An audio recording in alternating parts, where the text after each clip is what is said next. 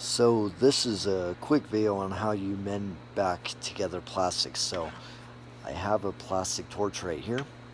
And then I have this that I'm working on.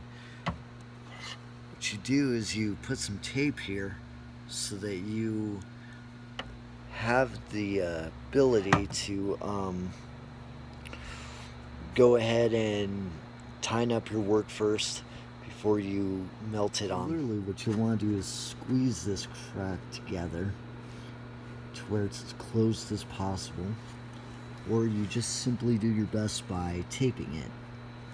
And then you take your little hot tip and you push it into where the crack's most narrow. It melts a little bit, that's good. What you want to do is fuse that together as much as you can.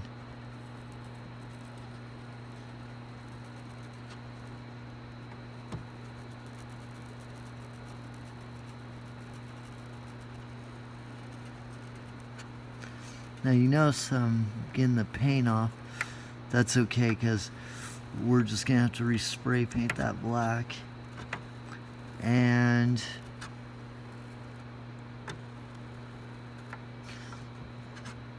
kind of just do this.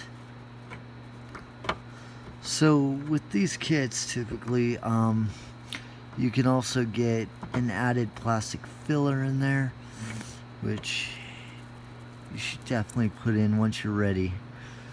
With this, I'm kind of just tacking it at the moment so that I can get it good in here. And then see how this has this little crack here? That's okay. You just want that to get fused in. If maybe you've ever used it, what I'm doing right here is pretty similar to using a TIG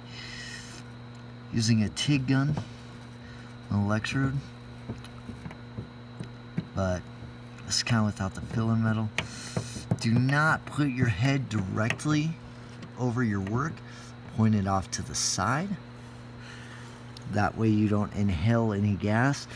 Use that same thing for any kind of welding, soldering, brazing, whatever, anything that just emits gas up into you, because no work you ever do will be worth your health, ever. So then you got this side kind of fused, and this should dry somewhat instantaneously.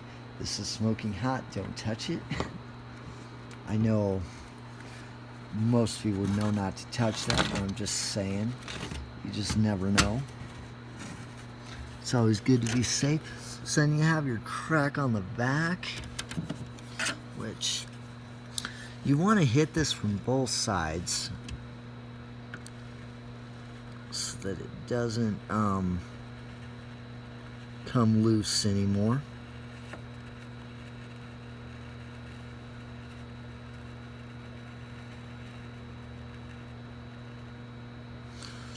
A lot of welders like to use this motion.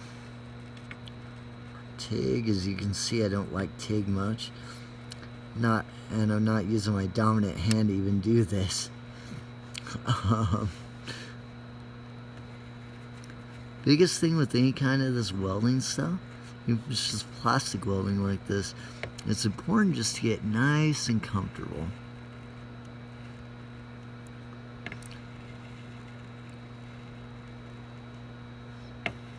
Your best welds will always come out when you're comfy.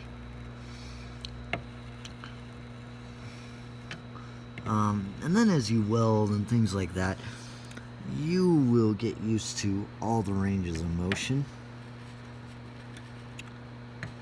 enough to where you can, say, hold a phone and do this. Now if you can't do this right off the bat like this, that's fine. Keep in mind, I did an apprenticeship for a couple years at a community college to weld.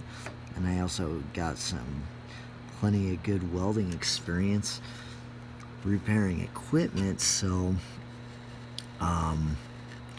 yeah, don't be discouraged. I didn't even start that good of welding, to be honest with you. I just kind of showed up. I was kind of there for the beer, if you know what I mean. Yeah, just kind of here for the beer. No, just kidding.